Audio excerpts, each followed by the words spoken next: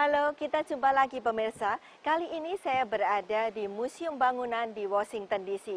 Keliling Amerika edisi kali ini bersama saya Puspita Sariwati akan mengajak Anda untuk melihat tata kota dan seni bangunan di negara-negara bagian Florida, Georgia, dan Wyoming.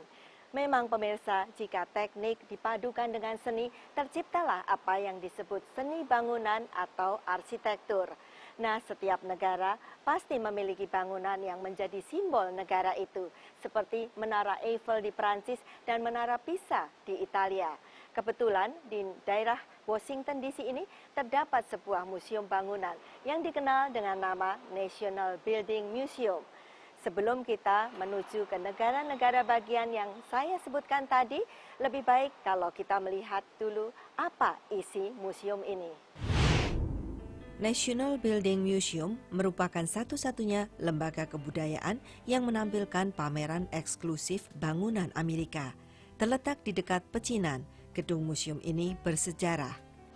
Museum bangunan ini ditujukan untuk membangun lingkungan. Jadi, segala sesuatu yang berkaitan dengan bidang arsitektur, teknik sipil, konstruksi, dan perencanaan kota tercakup di sini. Museum ini terdapat di dalam gedung bersejarah yang indah, dirancang pertengahan tahun 1800-an. Gedung ini dibangun selama 5 tahun, dari tahun 1882 sampai 1887 oleh arsitek Montgomery Meigs. Sebenarnya, dulu gedung ini disebut gedung pensiunan, tempat para purnawirawan menerima uang pensiun dan tunjangan, terutama untuk para veteran perang saudara. Gedung pensiunan ini digunakan hingga tahun 1900 dan mengalami kekosongan sampai tahun 1977 ketika sekelompok orang mengusulkan ke Kongres agar gedung yang punya nilai arsitektur ini dijadikan museum untuk bangunan dan lingkungan. Bagian yang paling terkenal dari museum ini, The Great Hall.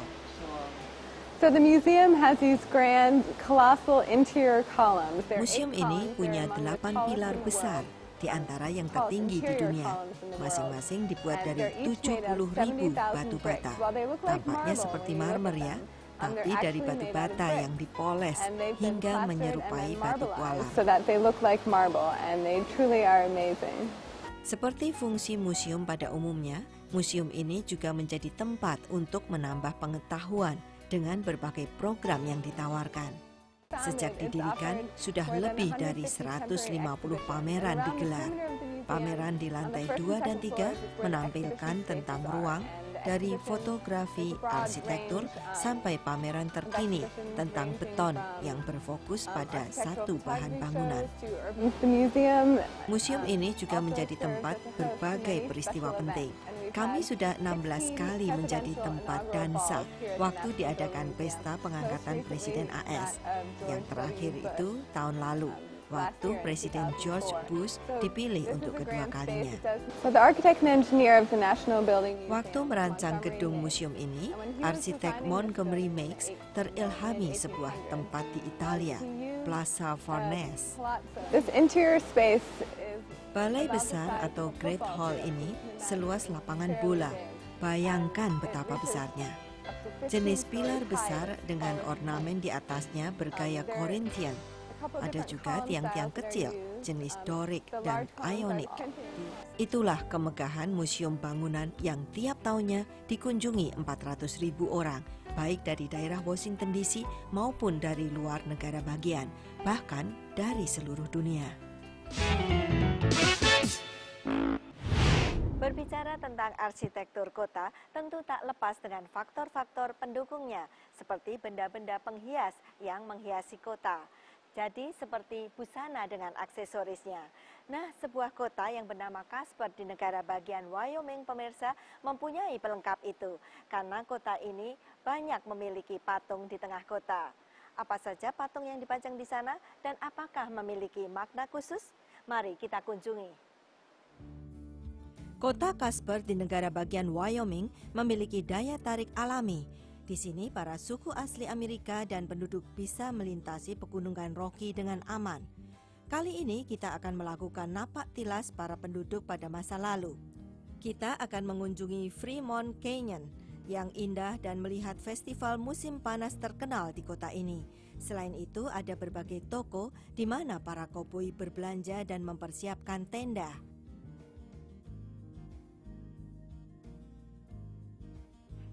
Kota ini memiliki 47.000 penduduk dengan jalan-jalan yang luas dan tenang, sehingga berkelana dengan mobil mudah dilakukan. Namun, pesona kota Casper adalah peninggalan budaya asli Barat pada masa koboi masih berjaya.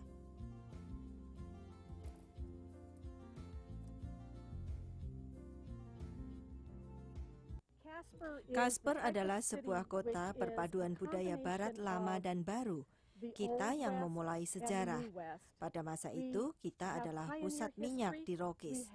Jadi, punya sejarah minyak, juga sejarah koboi dengan bar ala masa lalu dan gembala yang sering datang ke sini.